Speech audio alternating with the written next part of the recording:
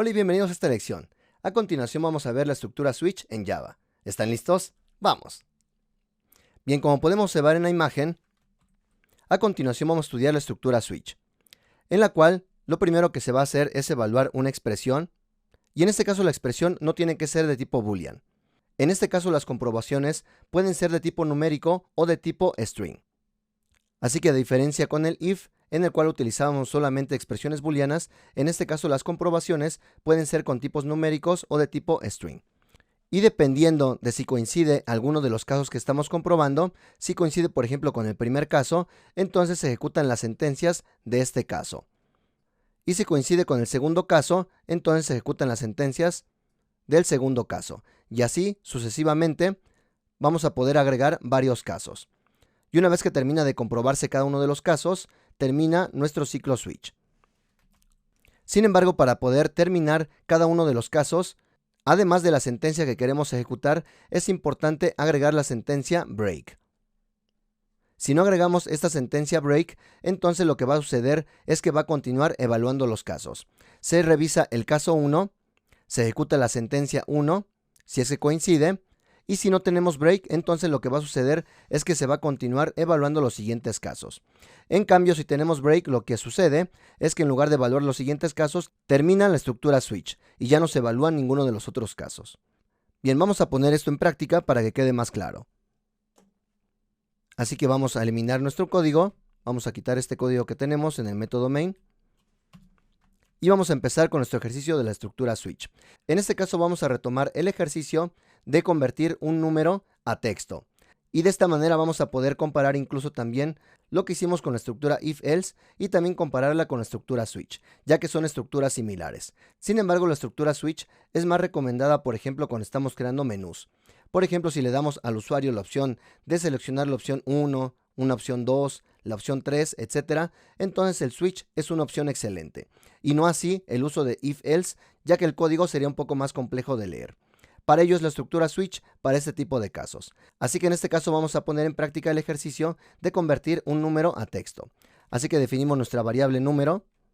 Solamente vamos a tener 4 opciones como lo hicimos anteriormente. El primer valor va a ser 2. Declaramos nuestra variable número texto.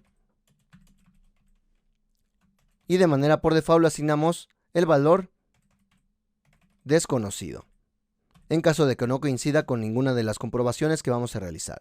Y ahora vamos a empezar nuestro ciclo switch. Para ello vamos a utilizar la palabra reservada switch, S-W-I-T-H, switch. Y lo que vamos a hacer es pasarle el valor que queremos comprobar en cada uno de los casos que vamos a utilizar. Así que en este caso el valor que vamos a comprobar es la variable de número. Así que escribimos como argumento, le estamos pasando el valor de número. Abrimos llaves y cerramos llaves. Bien, y vamos a comprobar entonces cada uno de los casos que nos interesa. En este caso vamos a poner case 1 para preguntar si el número que estamos recibiendo es el valor de 1. Esta es la forma en que funciona la estructura switch.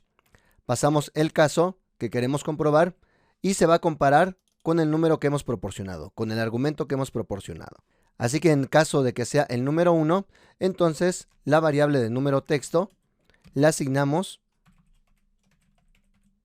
el texto de número 1.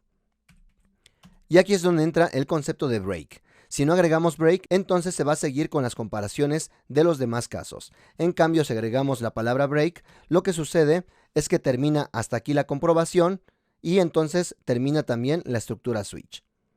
Por ello es recomendable utilizar break a menos que necesitemos que siga comprobando los demás casos, lo cual es raro pero podría entrar dentro de su lógica. Así que para ello en cada uno de los casos agregamos break. Y vamos a continuar, vamos a comparar ahora el caso 2. Y en caso de que hayamos proporcionado el número 2, entonces el texto va a ser número 2. Así que ya estamos convirtiendo nuestro número 2 a texto. Agregamos solamente 4 casos para que no sea demasiado extenso nuestro código. Y el texto sería número 3 en este caso. Y recordemos que en cada uno de los casos agregar la instrucción de break al terminar estos casos. De lo contrario, se va a realizar una comprobación para el siguiente caso. Así que solamente es para romper la comprobación de los siguientes casos. Agregamos el último caso, el caso 4, el número texto, sería el texto del número 4. Agregamos el break y con eso terminamos la comprobación de cada uno de los casos. Sin embargo, similar al uso de if-else, también tenemos un caso similar al else. En caso contrario, donde el número no coincida con ninguno de los casos que hemos programado, entonces podemos utilizar la palabra reservada default, dos puntos, y en este caso podríamos modificar el texto por default. Por ejemplo, número texto, en lugar de que sea valor desconocido, caso no encontrado. Solamente para poner en práctica esta sintaxis. No es necesario agregar esta opción de default, es opcional, pero solamente para que vean que también podemos utilizarla. Bien, y con eso termina la estructura switch. Podemos observar que incluso comparándolo con la estructura if-else, esto es más legible. Sin embargo, solamente para algunos casos. Dependiendo del algoritmo que queramos resolver, puede acomodar mejor la estructura if-else o la estructura switch. Como hemos comentado, para este tipo de casos donde estamos utilizando un tipo menú o en este caso las opciones de 1, 2, 3, 4, etc., queda muy bien la estructura switch. Y por último vamos a imprimir el valor de la variable número texto. Así que para el caso del número que estamos proporcionando, el número 2 debería de entrar en el caso de 2, ninguno de los otros casos debería ejecutarse y entonces asignar el texto del número 2 a nuestra variable número texto y terminar la estructura switch. Vamos a comprobarlo, guardamos cambios y ejecutamos. Y podemos observar que para el número proporcionado hemos convertido el valor proporcionado a texto, número 2. Y así cualquier valor también que proporcionemos, por ejemplo 3, guardamos cambios, ejecutamos, tenemos el valor de número 3. Y si proporcionamos un valor fuera del rango que hemos programado, guardamos cambios y ejecutamos, caso no encontrado.